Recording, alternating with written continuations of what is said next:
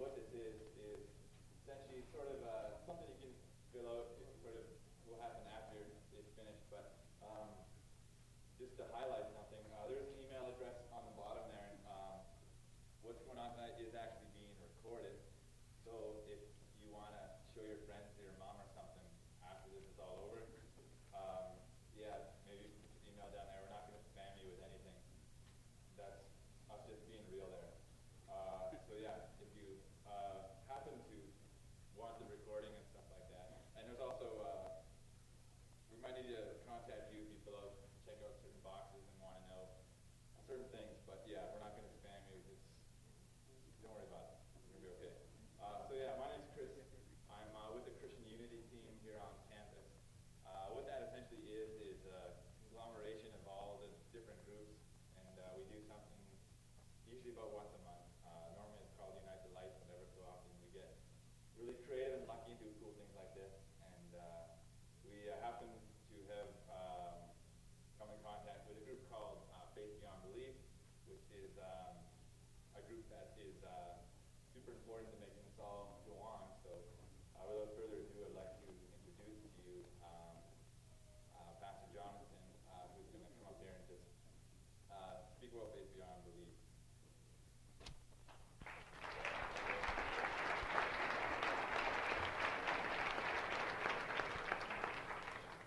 Thank you. My name is John Ferguson. I'm on the board of directors with Faith Beyond Belief, which is a local organization that is dedicated to helping Christians understand, articulate, and defend the Christian worldview.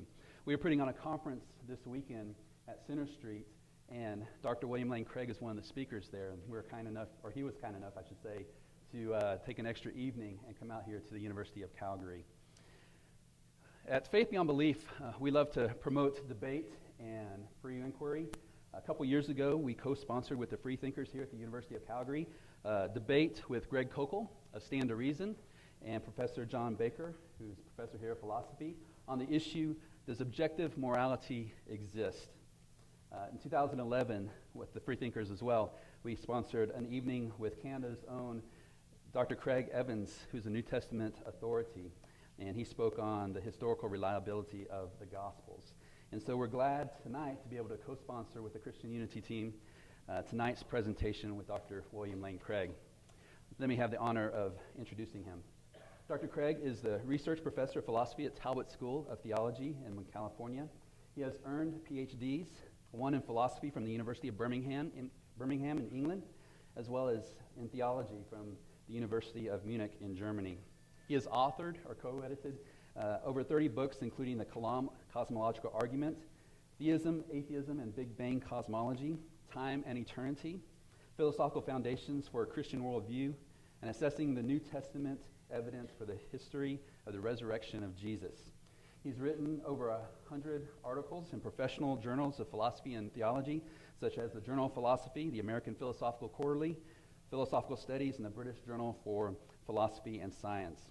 Dr. Craig is the head of an organization called Reasonable Faith, and you can find out more information at reasonablefaith.org. He's a much sought-after speaker and lecturer, and he's debated a number of leading thinkers, including recently Dr. Lawrence Krauss and Dr. Alex Rosenberg, as well as other thinkers such as Sam Harris and Christopher Hitchens. Just a moment, we're going to welcome him up, but I just need to make a couple comments. Don't forget the comment cards that are available. There'll be a box in the back that you can drop those off in at the end of the service. Also, if you're interested in helping your friends know that this is going on tonight, it is being produced live on the internet even as we speak.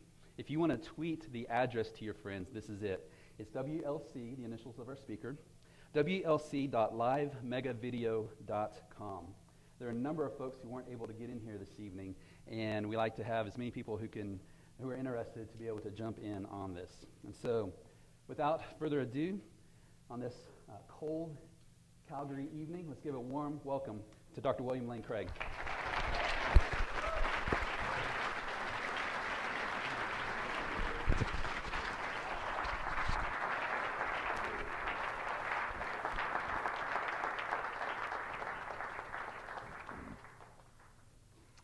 Thank you very much. Well, thank you. It's wonderful to be here with you this evening. As you know, I'm in town for the conference, But the opportunity to speak at Calgary University once again is just irresistible to me. It was at Calgary back in 1982 that I had my first campus debate with Kai Nielsen on the existence of God, and that launched a series of debates and speaking engagements really across the world. And so I'm really delighted to be back at Calgary and have this evening with you. And I want to thank all of the various Christian groups for sponsoring tonight's event, and thank the free thinkers as well for helping to promote it. Is the material world all there is? The view that there is nothing apart from the material world goes by a number of different names. Materialism, physicalism, naturalism would be a few. David Armstrong, a prominent naturalistic philosopher, characterizes naturalism in the following way. Naturalism, he says, is the doctrine that reality consists of nothing but a single, all-embracing, spatio-temporal system. According to this view, then, all that exists is the physical contents of time and space. Now, the question before us this evening is that true? Is there nothing but the physical objects existing in time and space? Tonight, I'd like to look at some reasons to think that that may not be the case. I believe that there are certain aspects of reality that we encounter in our experience of the world that suggest that the physical world is not all there is. These serve as signposts of transcendence, as it were, pointing beyond the natural world to its ground in a transcendent reality. Apart from some overriding reason to think that naturalism is true, I think we have to be open to the possibility of such a transcendent reality. We can't justifiably close our minds in advance to such a reality. As Shakespeare's Hamlet put it, there may be more things in heaven and on earth than are dreamt of in your philosophy.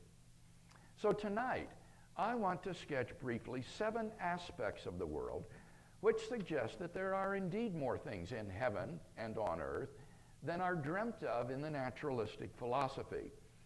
Whole books have been written on each one of these, so in the brief time that I have, I can only sketch each aspect for you, and then during the Q&A time after the talk, we can go into more depth on any of them that you'd like to discuss further. Number 1 then, why anything at all exists?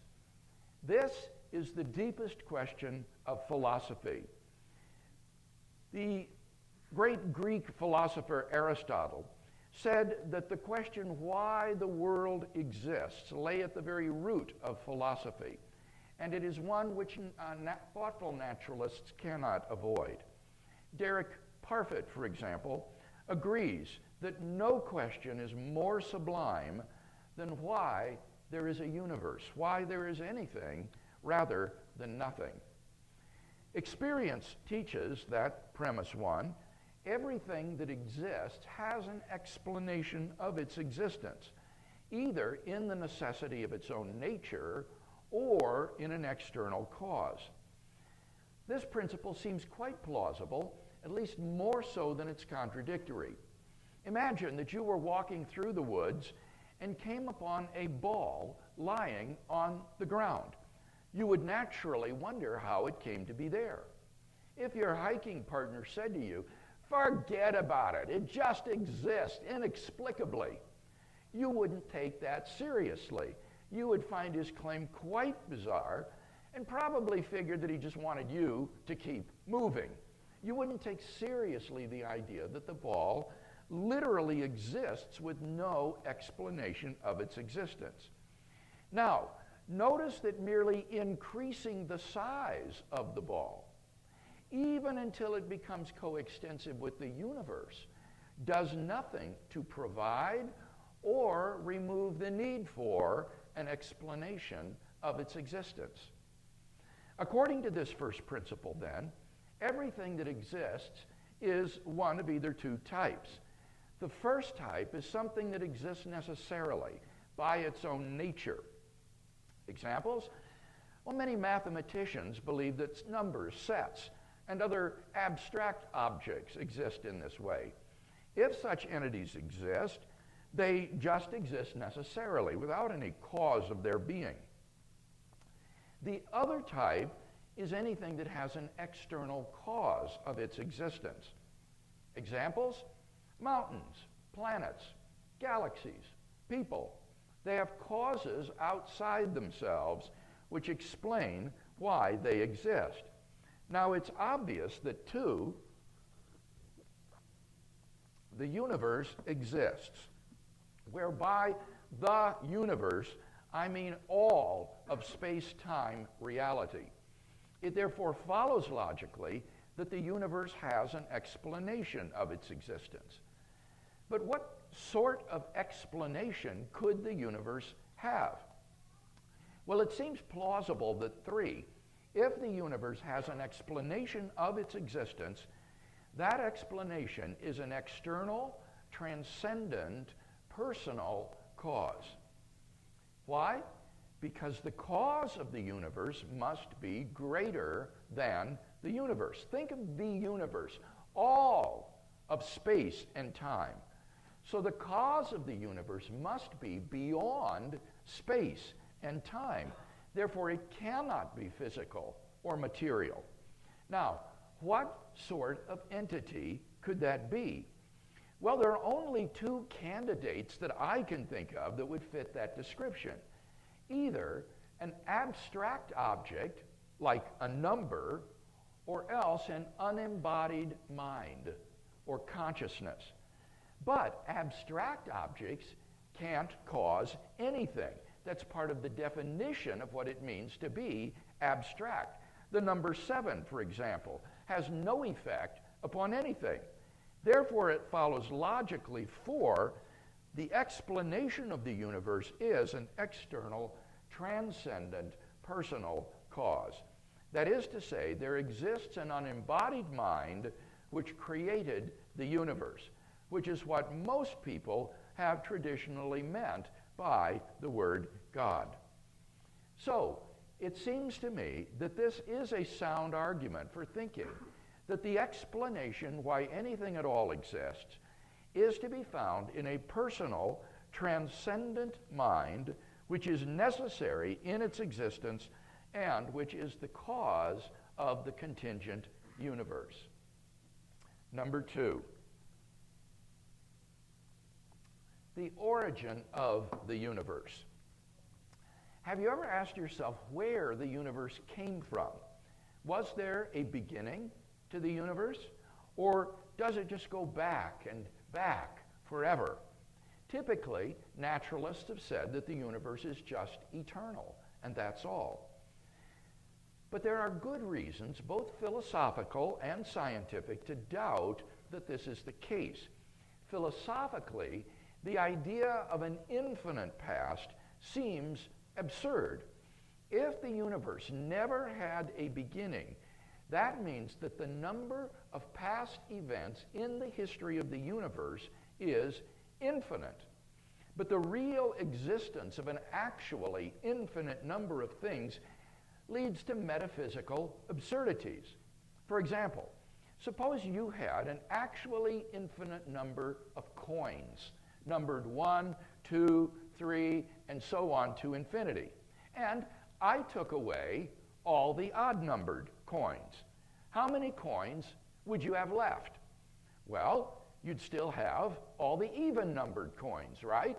So, an infinity of coins. So infinity minus infinity is infinity.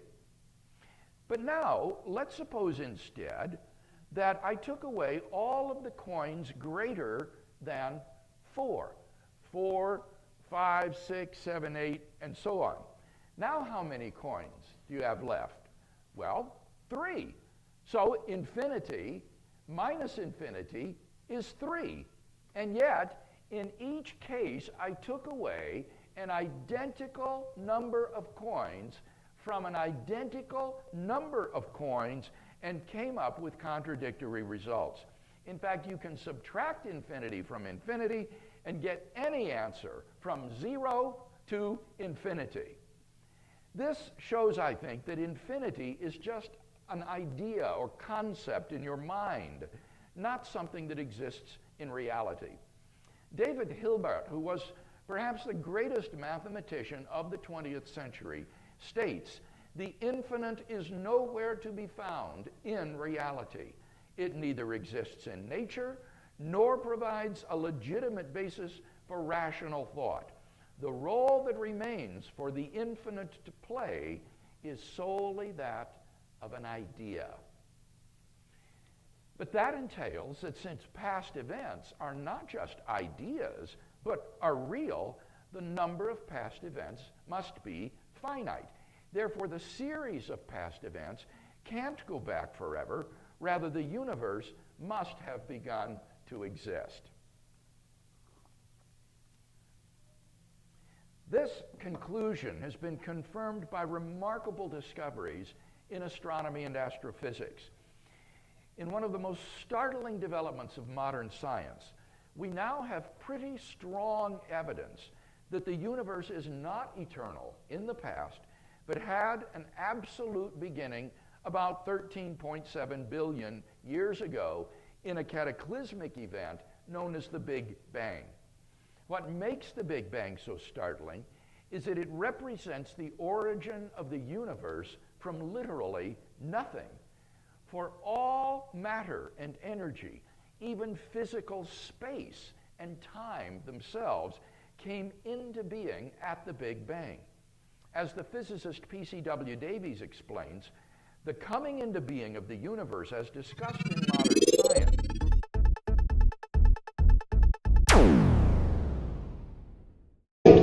but literally the coming into being of all physical things from nothing. Of course, alternative theories have been crafted over the years to try to avoid this absolute beginning. But none of these theories has commended itself to the scientific community as more plausible than theories featuring a beginning. In fact, in 2003, Arvind Borde, Alan Guth, and Alexander Vilenkin were able to prove that any universe, which is on average in a state of cosmic expansion, cannot be eternal in the past, but must have an absolute beginning. Last spring, at a conference at Cambridge University, celebrating the 70th birthday of Stephen Hawking, Vilenkin delivered a paper entitled "Did the Universe Have a Beginning?", in which he surveyed current cosmology with respect to this question. He concluded, and I quote, "None of these scenarios can actually be past eternal." He concluded, all the evidence we have says that the universe had a beginning. Now that's a remarkable statement.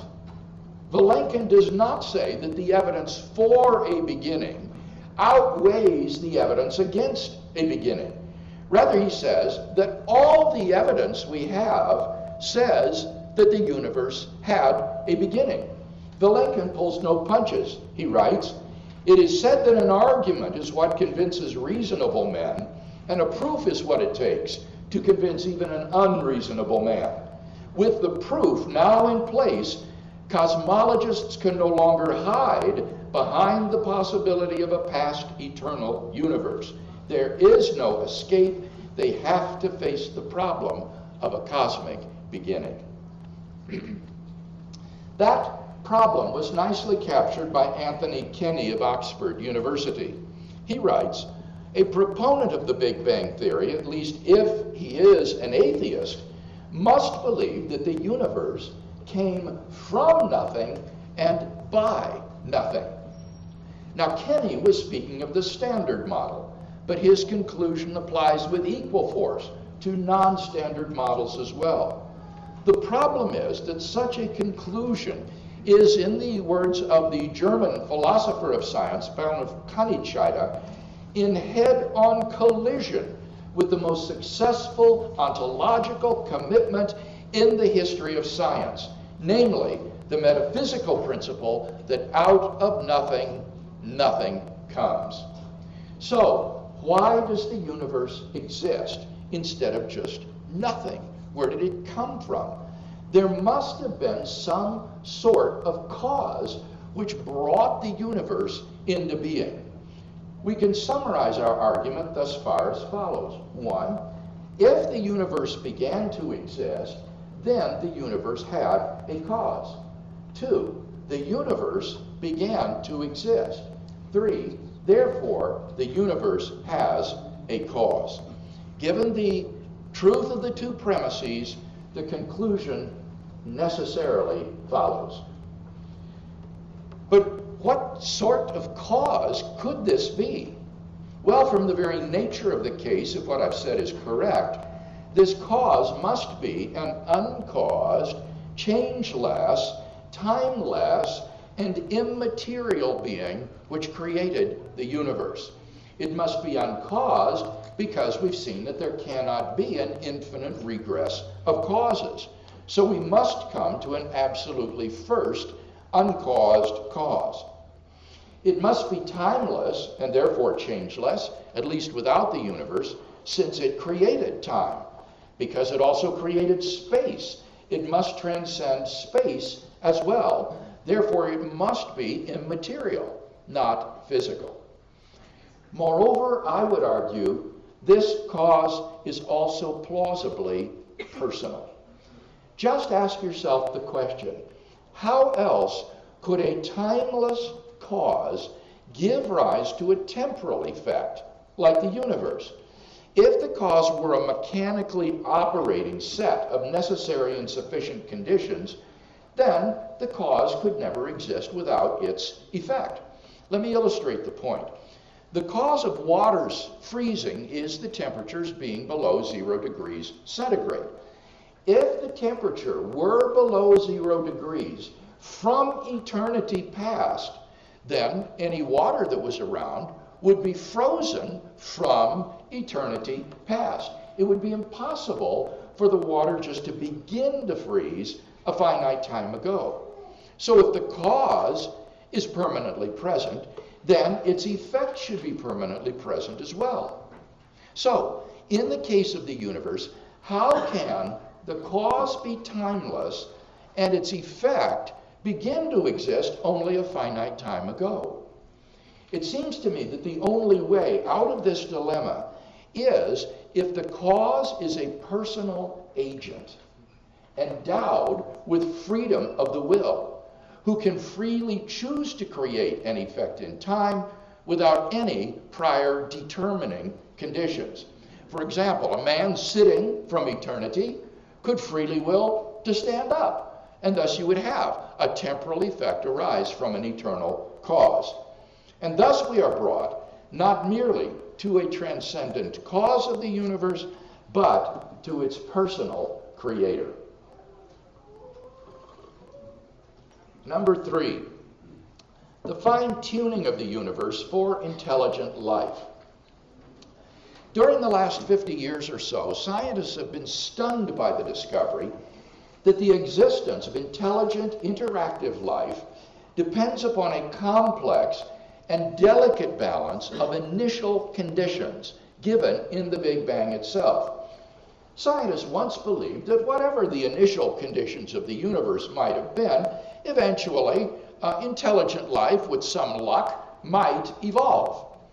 But we now know, to the contrary, that our existence is balanced on a knife's edge of incomprehensible fineness. The existence of intelligent life depends upon a conspiracy of initial conditions which must be fine-tuned to a degree that is literally incomprehensible and incalculable. This fine-tuning is of two sorts.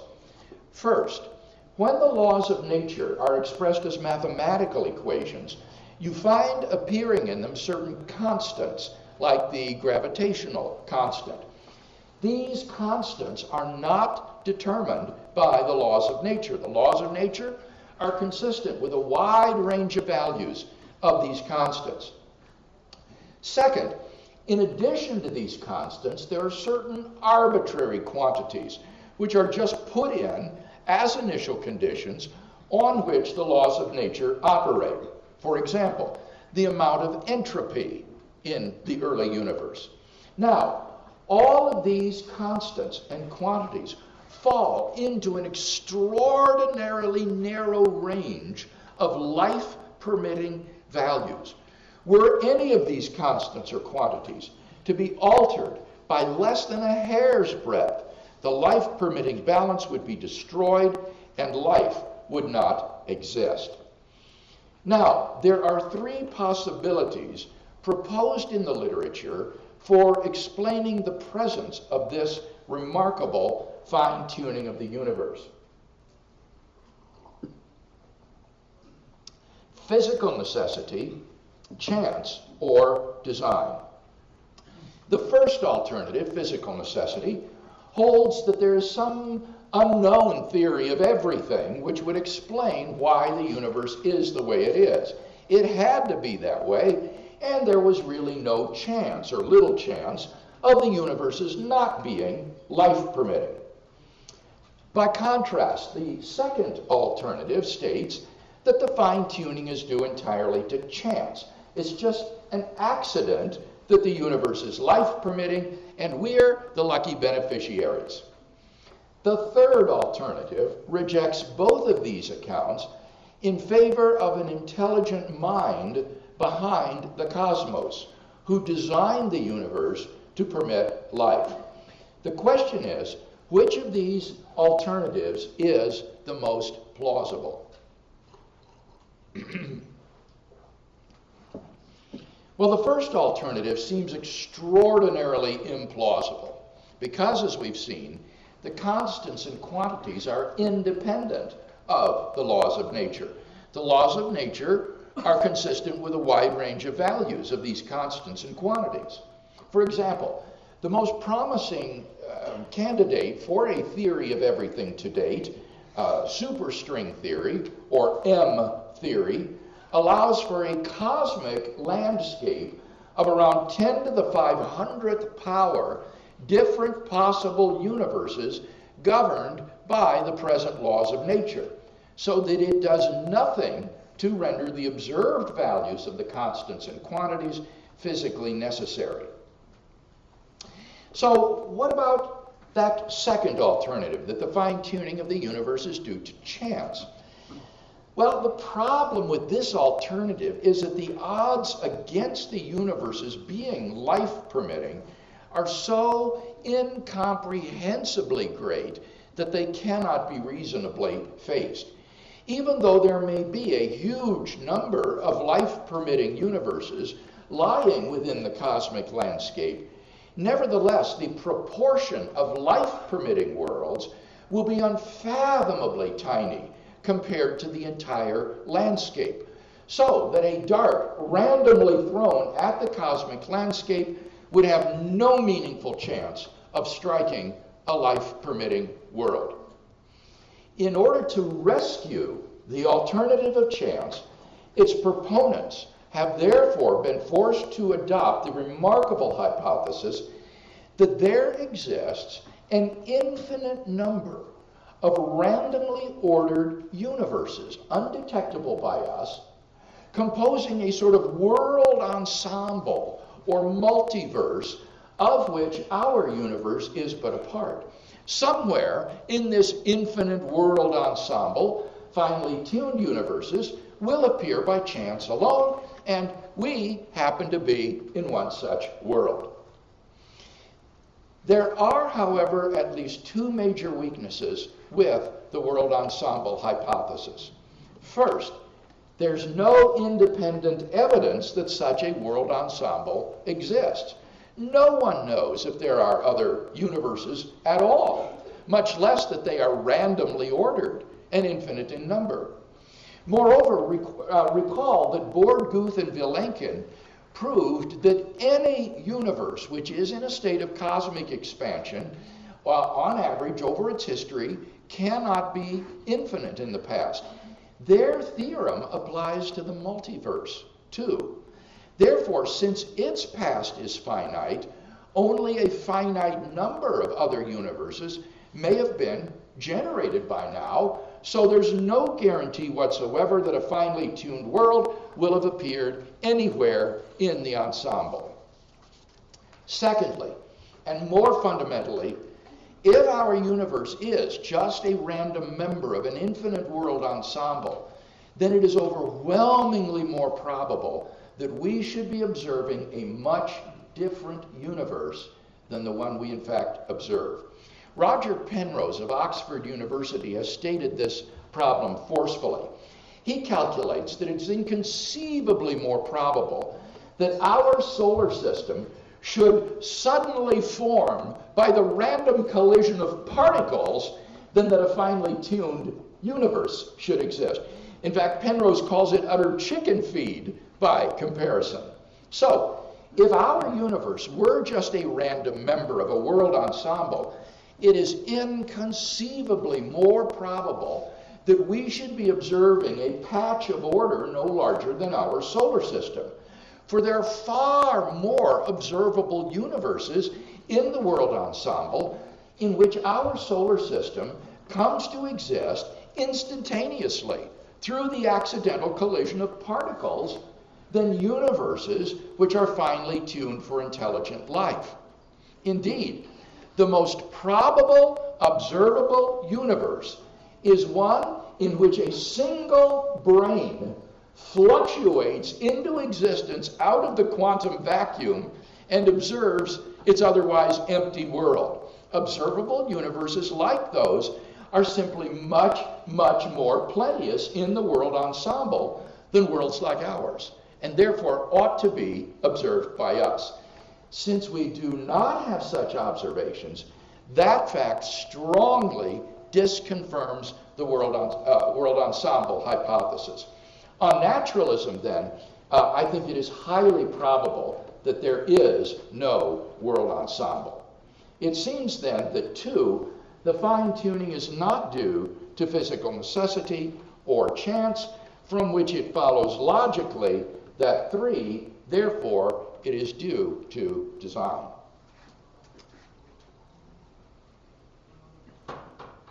Therefore, we ought to prefer the hypothesis of design, unless the design hypothesis can be shown to be just as implausible as its rivals.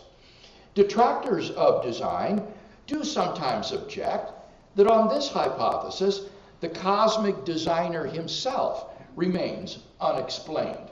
Richard Dawkins calls this the central argument of his book, The God Delusion. It's said that an intelligent mind also exhibits a complex order, so that if the universe needs an explanation, so does its designer. If the designer does not need an explanation, why think that the universe does? This objection, however, is based upon a misconception of the nature of explanation. It is an elementary point in the philosophy of science that in order to recognize an explanation as the best, you don't need to have an explanation of the explanation. For example, if astronauts were to find a pile of machinery on the backside of the moon, they would recognize that it was the product of intelligent agents, even if they had no idea whatsoever who made it or who left it there. In order to recognize an explanation as the best, you don't need an explanation of the explanation. In fact, when you think about it, such a requirement would lead immediately to an infinite regress of explanations, so that nothing could ever be explained and science would be destroyed. For before any explanation could be acceptable, you'd need to have an explanation of the explanation. But before you could accept the explanation of the explanation, you'd need an explanation of the explanation of the explanation. And before you could accept the explanation of the explanation of the explanation, you'd need an explanation of the explanation of the explanation of the explanation. And before you could accept that, well, you see where this is leading. Nothing could ever be explained. So, in the case at hand, in order to recognize that design is the best explanation of the fine-tuning of the universe, one needn't be able to explain the designer. Whether the designer has an explanation can simply be left as an open question for future inquiry. Moreover, the complexity of a mind is not really analogous to the complexity of the universe. A mind's ideas may be complex.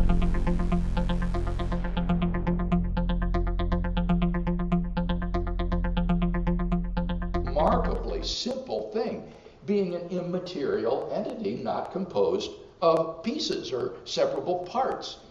Moreover, properties like intelligence, consciousness, and volition are not contingent properties which a mind might lack, but are essential to its nature, and thus postulating an uncreated mind behind the cosmos is not at all like postulating an undesigned cosmos with all of its contingent and variegated quantities and constants.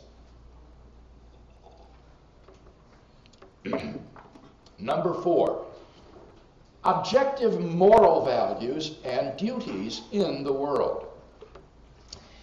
If naturalism is true, then it is plausible that objective moral values and duties do not exist.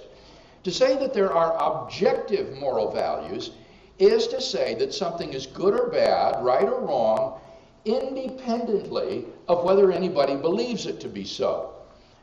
It is to say, for example, that Nazi anti-Semitism was morally wrong even though the Nazis who carried out the Holocaust thought that it was good, and it would still be wrong even if the Nazis had won World War II and succeeded in exterminating or brainwashing everybody who disagreed with them so that everyone thought the Holocaust was good.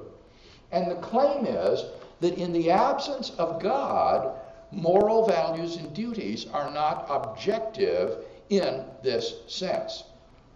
So, premise 1, if God does not exist, objective moral values and duties do not exist. Many theists and atheists alike concur on this point. For example, Michael Ruse, a Canadian philosopher of science, explains, and I quote, "Morality is a biological adaptation, no less than our hands and feet and teeth. Considered as a rationally justifiable set of claims about an objective something, ethics is illusory. I appreciate that when somebody says, 'Love thy neighbor as thyself,' they think they are referring above and beyond themselves. Nevertheless, such reference is truly without foundation. Morality is just an aid to survival and reproduction, and any deeper meaning is illusory." Friedrich Nietzsche, the great 19th century atheist who proclaimed the death of God, understood that the death of God meant the advent of nihilism, that is to say, the destruction of all meaning and value in life. I think that Friedrich Nietzsche was right.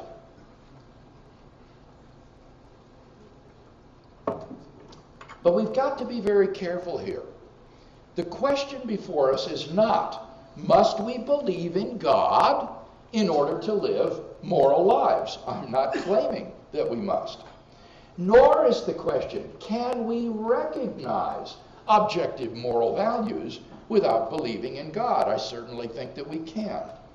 Rather, the question is, if God does not exist, do objective moral values and duties exist? And like Ruse, I just don't see any reason to think that in the absence of God, human morality is objective.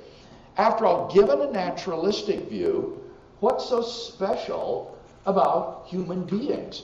They're just accidental byproducts of nature, which have evolved relatively recently on an infinitesimal speck of dust called the planet Earth, lost somewhere in a hostile and mindless universe in which are doomed to perish individually and collectively in a relatively short time. On the naturalistic view, some actions, say rape, may not be socially advantageous. And so, in the course of human evolution, it has become taboo. But that does absolutely nothing to show that rape is really wrong. On the naturalistic view, apart from the social consequences, there's nothing really wrong with your raping someone. Thus, without God, there is no absolute right and wrong which imposes itself on our conscience. But the problem is that, too, objective moral values and duties do exist. In moral experience, we apprehend a realm of moral values and duties that impose themselves upon us. There's no more reason to deny the reality of moral values than the objective reality of the physical world around us. Just as in the absence of some defeater, we are rational to trust the deliverances of our five senses that there really is a world of physical objects out there, so in the absence of some defeater, we are rational to trust the deliverances of our moral apprehensions. And there is no such defeater. The reasoning of Michael Roos at best proves that our subjective perception of moral values has evolved. But if moral values are gradually discovered rather than gradually invented, then our gradual and fallible apprehension of the moral realm no more undermines the objective reality of that realm than our gradual, fallible apprehension of the physical world undermines the objectivity of that realm. As the philosopher Louise Anthony put it so nicely, any argument for moral skepticism will be based upon premises which are less obvious than the reality of objective moral values themselves. And therefore, moral skepticism could never be rationally justified. And surely we do apprehend such objective values.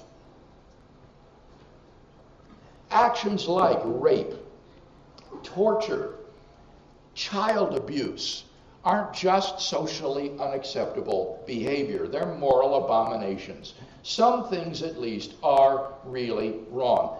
Ironically, Michael Roos himself confesses, and I quote, "The man who says that it is morally acceptable to rape little children is just as mistaken as the man who says 2 + 2 = 5.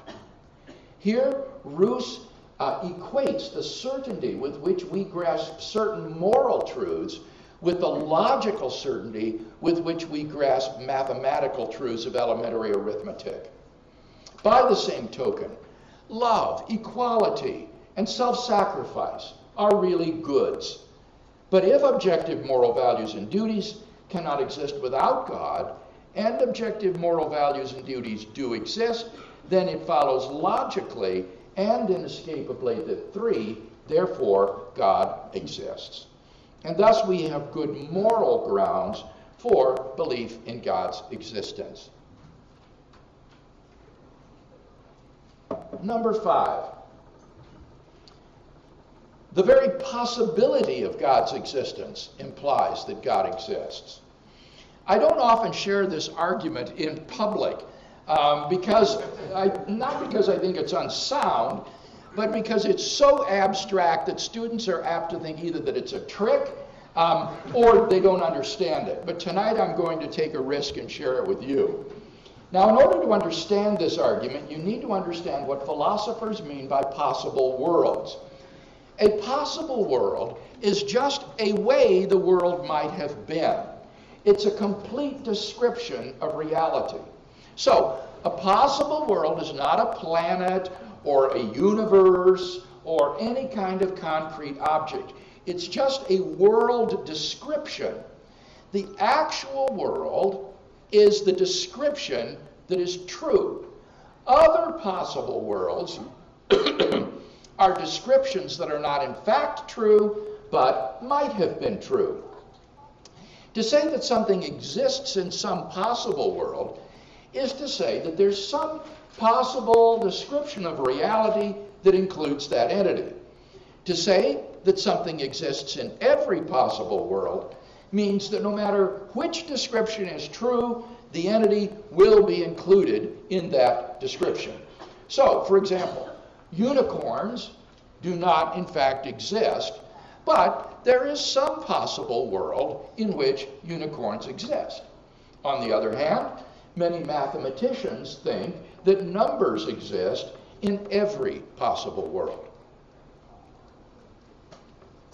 Now, with that in mind, consider the ontological argument, which was discovered in 1011 by the monk Anselm of Canterbury.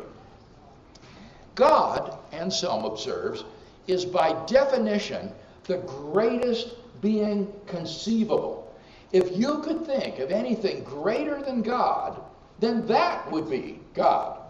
Thus, God is the greatest conceivable being, a maximally great being.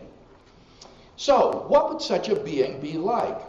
Well, he would be all-powerful, all-knowing, and all-good, and he would exist in every logically possible world. A being which lacked any of those properties would not be maximally great. We could conceive of something greater. But what that implies is that if God's existence is even possible, then God must exist.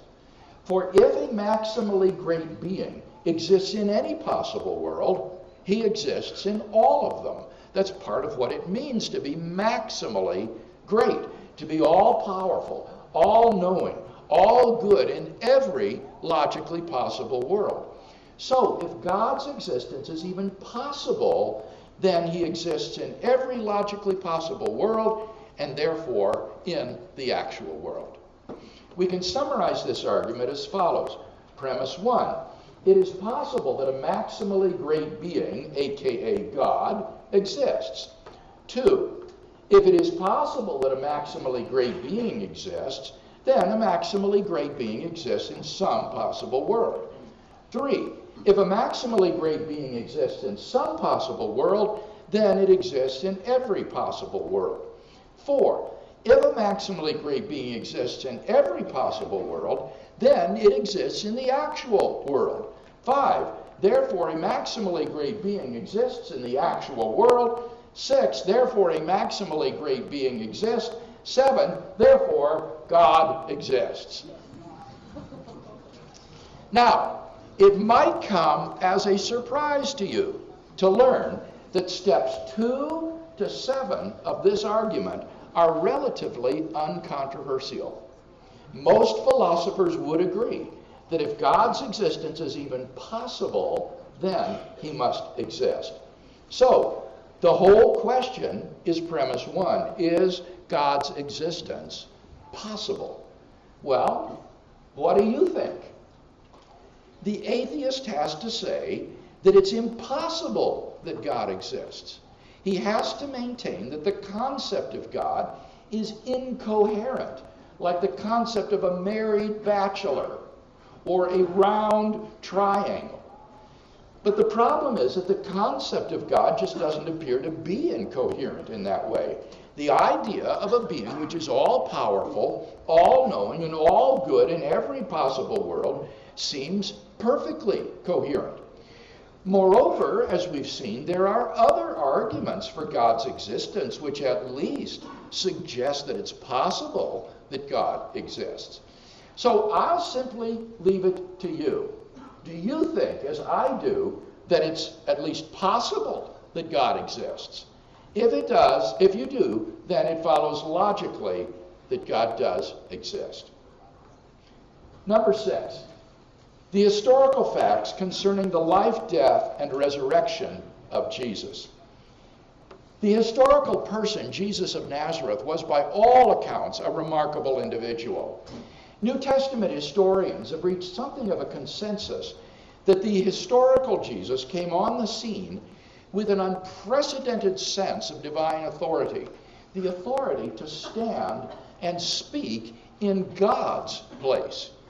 That's why the Jewish leadership instigated his crucifixion on the charge of blasphemy. He claimed that in himself the kingdom of God had come. And as visible demonstrations of this fact, he carried out a ministry of miracle working and exorcisms. But the supreme confirmation of his claim was his resurrection from the dead. If Jesus really did rise from the dead, then it would seem that we have a divine miracle on our hands, and thus evidence for the existence of God. Now, most people would probably think that the resurrection of Jesus is something you just accept on faith or not. But as a result of my studies at the University of Munich, I found that there are actually 3 established facts which are recognized by the majority of New Testament historians today, which I believe are best explained by the resurrection of Jesus: his empty tomb, his post-mortem appearances, and the origin of the disciples' belief in his resurrection. Let me just say a word briefly about each one of these. Fact number 1, Jesus' tomb was found empty by a group of his women followers on the Sunday morning after his crucifixion. According to Jakob Kramer, an Austrian scholar who has specialized in this area, and I quote, "By far, most scholars hold firmly to the reliability of the biblical statements about the empty tomb," end quote. According to D.H. Van Dalen, it is extremely difficult to object to the empty tomb on historical grounds. Those who deny it, he says, do so on the basis of theological or philosophical assumptions. Fact number 2, on separate occasions, different individuals and groups saw appearances of Jesus alive after his death. According to Gerhard Ludemann, a prominent skeptical German New Testament critic, and I quote, "It may be taken as historically certain that Peter and the disciples had experiences after Jesus' death in which Jesus appeared to them as the risen Christ." These appearances were witnessed not only by believers, but also by unbelievers, skeptics, and even enemies. Fact number 3, the original disciples suddenly came to believe in the resurrection of Jesus, despite having every predisposition to the contrary. Think of the situation the disciples faced following Jesus' crucifixion. Number 1, their leader was dead, and Jewish messianic expectations included no idea of a Messiah who, instead of triumphing over Israel's enemies, would be shamefully executed by them as a criminal. Second, Jewish beliefs about the afterlife precluded anyone's rising from the dead to glory and immortality before the general resurrection at the end of the world. Nevertheless, the original disciples suddenly came to believe so strongly that God had raised Jesus from the dead that they were willing to die for the truth of that belief. Luke Johnson, who is a New Testament scholar at Emory University, states, "Some sort of powerful, transformative experience is required to generate the sort of movement earliest Christianity was." And N.T. Wright, an eminent British scholar, concludes, "That is why, as an historian, I cannot explain the rise of early Christianity unless Jesus rose again, leaving an empty tomb behind him." Attempts to explain away these 3 great facts, like the disciples stole the body or Jesus wasn't really dead, have been universally rejected by contemporary scholarship. The simple fact is that there just is no plausible, naturalistic explanation of these facts. And therefore, it seems to me, the Christian is amply justified in believing that Jesus rose from the dead, and therefore was who he claimed to be. But that entails that God exists. We can summarize this argument as follows. 1, there are 3 established facts concerning the fate of Jesus of Nazareth: the discovery of his empty tomb, his post-mortem appearances, and the origin of his disciples' belief in his resurrection. 2, the hypothesis, God raised Jesus from the dead, is the best explanation of these facts. 3, the hypothesis, God raised Jesus from the dead, entails that the God revealed by Jesus of Nazareth exists, therefore, the God revealed by Jesus of Nazareth exists. And thus we have a good inductive argument for the existence of God from Jesus' resurrection.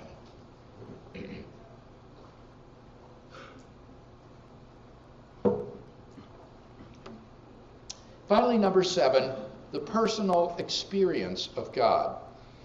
This last point isn't really an argument for God's existence. Rather, it's the claim that you can know that God exists wholly apart from arguments, simply by immediately experiencing him. This was the way that people in the Bible knew God. As Professor John Hick explains, and I quote, God was known to them as a dynamic will interacting with their own wills, a sheer given reality, as inescapably to be reckoned with as destructive storm and life-giving sunshine. They did not think of God as an inferred entity, but as an experienced reality. To them, God was not an idea adopted by the mind, but an experiential reality which gave significance to their lives. Philosophers call beliefs like this properly basic beliefs. They aren't based on some other beliefs. Rather, they're part of the foundation of a person's system of beliefs. Other properly basic beliefs would include the belief in the reality of the past, the existence of the external world, and the presence of other minds like your own. When you think about it, none of these beliefs can be proved by argument. How could you prove that the world was not created 5 minutes ago with built-in appearances of age, like food in our stomachs from the dinners we never really ate, or memory traces in our brains of events we never really experienced? How could you prove that you are not a brain in a vat, being stimulated with electrodes by some mad scientist to believe that you're here in this auditorium listening to this lecture? How could you prove that the other people around you are not really androids who exhibit all of the external behavior of people with minds, when in reality they are soulless, robot-like entities? She thinks her boyfriend is like that, I can tell. We don't base such beliefs on argument. Rather, they're part of the foundation of our system of beliefs. But although these beliefs are basic for us, that doesn't mean that they're arbitrary. Rather, they are grounded in the sense that they are formed in the context of certain experiences. In the experiential context of seeing and hearing and feeling things, I naturally form the belief that there are certain physical objects around me which I am sensing. Thus, my basic beliefs are not arbitrary, but they are appropriately grounded in experience. There may be no way to prove such beliefs, yet it's perfectly rational to hold them. You'd have to be crazy to think that you're a brain in a vat, or that the world was created 5 minutes ago. Such beliefs are not merely basic, they are properly basic. Now, in exactly the same way, belief in God is for those who seek him a properly basic belief grounded in our experience of God. We can summarize this as follows. Beliefs which are appropriately grounded may be rationally accepted as basic beliefs, not grounded on argument. 2, The belief that the biblical God exists is appropriately grounded. 3, therefore, belief that the biblical God exists may be rationally accepted as a basic belief not grounded on argument. Now, if this is right, then there's a danger that arguments for God's existence could actually distract your attention from God himself. The Bible promises, draw near to God, and he will draw near to you. We mustn't so focus on the external arguments that we fail to hear the inner voice of God speaking to our own hearts. For those who listen, God becomes a personal reality in their lives. So, in summary, we've seen 7 features of the world around us that point beyond the world to its ground in a transcendent reality. The contingency argument, why anything at all exists. The cosmological argument, from the origin of the universe. The teleological argument, based on the fine-tuning of the universe for intelligent life. The moral argument, from objective moral values and duties in the world. The ontological argument, based upon the very possibility of God's existence. The resurrection of Jesus. And finally, the personal experience of God. Is the material world all there is? I think that together these 7 reasons constitute a powerful cumulative case for thinking that the answer is no. And for that reason, I am enthusiastically a Christian theist.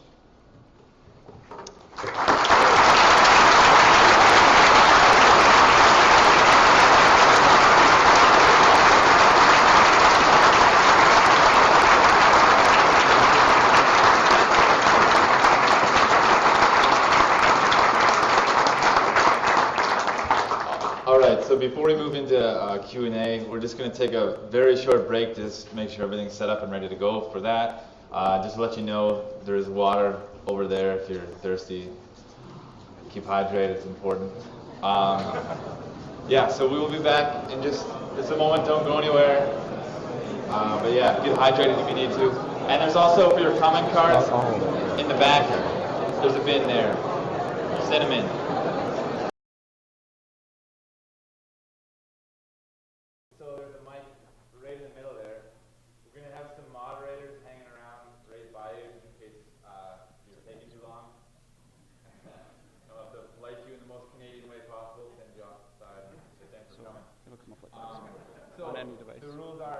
So if you repeat the questions here, everybody will hear. Are allowed to clarify something. They can't hear them, huh? They can't hear that. They hear like this. that, and we don't want to take too much time. So again, you can ask the question and then also just a clarifying statement as well.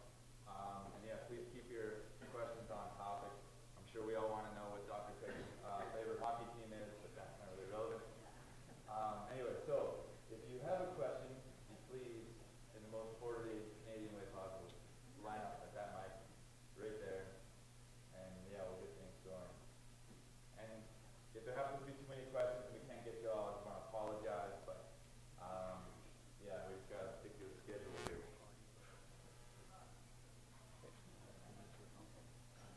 All right, thank you. Good.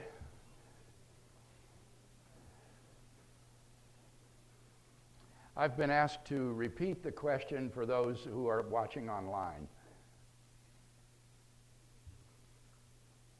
Okay, so my first part of my question is there is a group of logicians working at the University of Pittsburgh on an extension of temporal logic called step logic, where they give a more broad definition of agents than an abstract object like a number or a personal being. So I just thought you might want to look into that. And also my What's it called? I'm not familiar with it. it's called step logic. How do you spell that? Excuse me? S-T-I-T. All right. Uh-huh. And